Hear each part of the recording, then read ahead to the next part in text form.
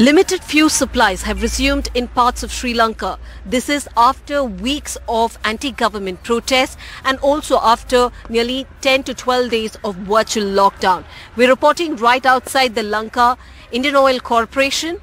We're starting a drive. This is in Bumblepitia. From Bumblepitia, if you're traveling, we're going to show the length of this particular queue of vehicles that have been parked. Now it starts from this particular point.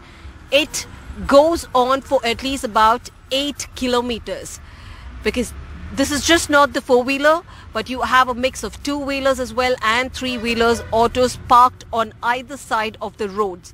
It continues to various arterial roads and interior roads as well. It's just not, it goes and curls up almost about, from here, one point from Bumblepitia. The next point is Kolpiti, which is covering a distance of 4 kilometers, and from there it once again curls up and comes back to the Lanka IOC. Now this is the situation, the ground situation here in Sri Lanka. Not just one particular, the fuel station. In fact, the country has run out of fuel.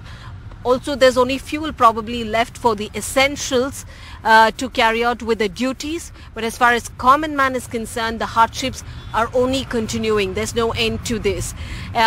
Also, there's no clarity as to when the shipment will arrive, because the shipment was supposed to arrive late last week. But we understand the Energy Minister has clarified, saying that due to bad weather conditions, the shipment could not arrive on time, which the citizens, the furious citizens, don't buy what the politicians are saying, because remember, the foreign reserves have completely depleted, and Sri Lanka is now looking for an IMF bailout. Now, at a time when Sri Lanka as a country is looking for an IMF bailout, you also have the constitutional, the political crisis, because the larger question here is, on one hand, you have people waiting in such long queues for days together, probably having their breakfast right here, someone else bringing them food.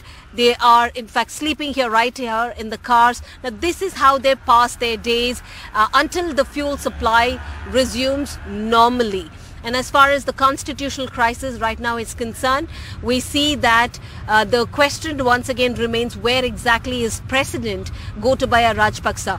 Now with him going missing right now and leaving the country in limbo, while you have several anti-government protesters demanding his resignation, July 13th is going to be a very important day in the political history of Sri Lanka, because the Sri Lankans await for July 13th, tomorrow being his resignation, and they believe once they send the Rajapaksas home, they are hoping that there would be, in terms of the economic factor of the country coming back to normal. Now this is just one such example that we are showing you.